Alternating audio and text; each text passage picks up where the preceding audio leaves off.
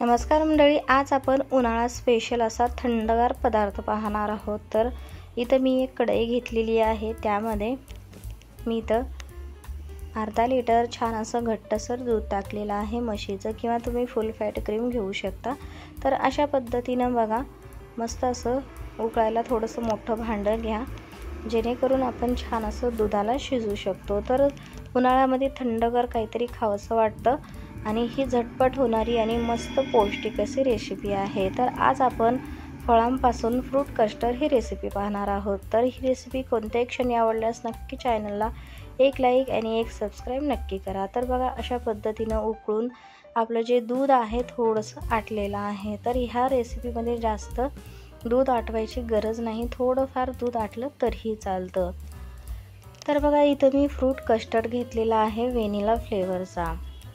तर कोणत्याही किराणा स्टोअरमध्ये हे इझी अवेलेबल असते। तर हे जे आहे फ्रूट कस्टर्ड, तर कस्टर्ड पावडर आहे ही, तर अशा पद्धतीची वेगवेगळ्या फ्लेवरमध्ये येते, पण मी इथं व्हॅनिला फ्लेवरमध्ये घेतलेला आहे आणि त्यामध्ये थंड दूध टाकून हे मिक्स करून घ्यायचं। अर्धा लिटर दूध होतं, त्यासाठी मी 4 चमचे आपण जो पोहे खातो ना त्या चमच्याने सुद्धा घेतलं तरीही चालेल। तर आता हे छान असं मिक्स करून घ्यायचं आणि कोणत्याही किराणा स्टोअरमध्ये, दूध डेअरीमध्ये कुठेही अवेलेबल सहज होते।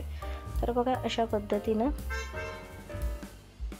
असं मी मिक्स करून आता ह्या ज्या उकळत्या दुधामध्ये आहे ते टाकून देणार आहे। त्यामुळे दुधाला एकदम छान असं घट्टसरपणा येतो आणि एकदम घट्ट आपलं दूध तयार होते।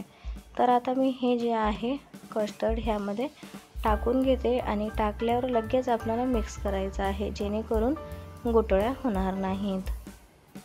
तर बघा, अशा पद्धतीनं लगेच आपल्याला हे मिक्स करून अगदी 4 ते 5 मिनटं हे शिजून घ्यायचं आहे। जास्त शिजवायची गरज पण नाही, हे आता आपल्याला लगेच घट्टसर तयार होते।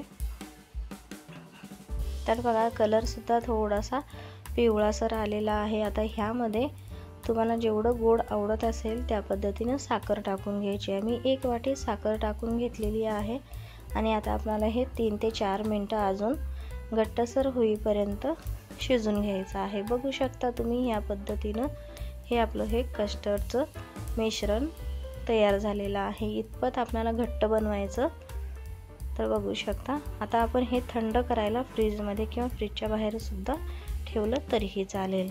तर आता इथं मी फ्रूट कट करून घेतलेले आहेत, जे अवेलेबल आहेत ते तुम्ही घेऊ शकता। तर मी इथं सफरचंद, डाळिंब, केळी आणि मँगो पण घेतलेला आहे। आता मँगोचा सीझन आहे, त्यासाठी खरबूज आणि द्राक्ष असं हे सगळं कट करून आधीच ठेवून दिलेलं होतं। तर बघा, हे जे आपलं कस्टर्डचं मिश्रण आहे थंड झाल्यावर अजून छान असं घट्ट झालेलं आहे आणि सतत थोडंसं आपल्याला मिक्स करत राहावं लागतं, जेणेकरून वरची जी पापुद्री येते ती घट्टसर होती आणि वाळल्यासारखी होती। म्हणून हे जे फ्रीजमध्ये ठेवला तरीही 2 ते 3 मिनिटांना छान असं आपल्याला मिक्स करत राहायचं, जेणेकरून वरी पापडी तयार होणार नाही।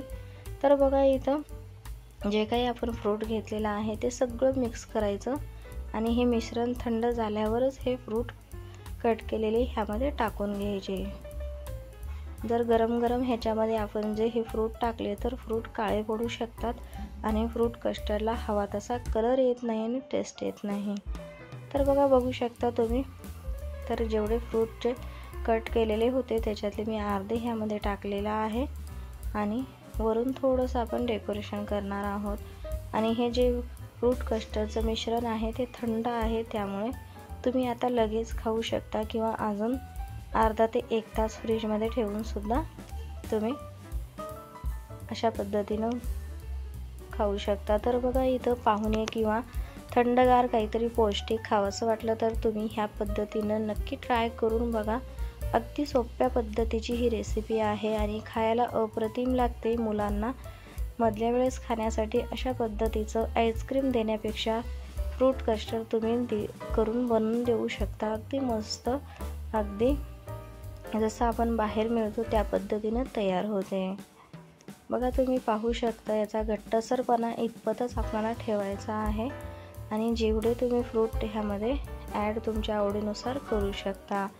तर अशा पद्धतीची उन्हाळा स्पेशल थंडगार रेसिपी तुम्हाला कशी वाटली कमेंट्स करून नक्की सांगा. आणि ह्या पद्धतीने एकदा घरी फ्रूट कस्टर्ड करून बघा, तुम्हाला व तुमच्या परिवाराला खूप आवडेल. तर बघा अशा पद्धतीची मस्त ही रेसिपी पाहण्यासाठी चॅनलला एक लाईक एक सबस्क्राईब नक्की करा आणि साईडला दिलेल्या घंटेवर प्रेस करा, जेणेकरून नवीन व्हिडिओचं नोटिफिकेशन तुम्हाला सगळ्यात आधी भेटून जाईल. तर अशाच मस्त थंडगार व सोप्या रेसिपीसाठी आत्तापर्यंत माझ्या चॅनलला सबस्क्राईब केलं नसेल तर जाता जाता नक्की सबस्क्राईब करा. असा झटपट व पारंपरिक पौष्टिक पदार्थ घेऊन भेटू आपण पुढच्या व्हिडिओमध्ये. व्हिडिओ पाहिल्याबद्दल धन्यवाद.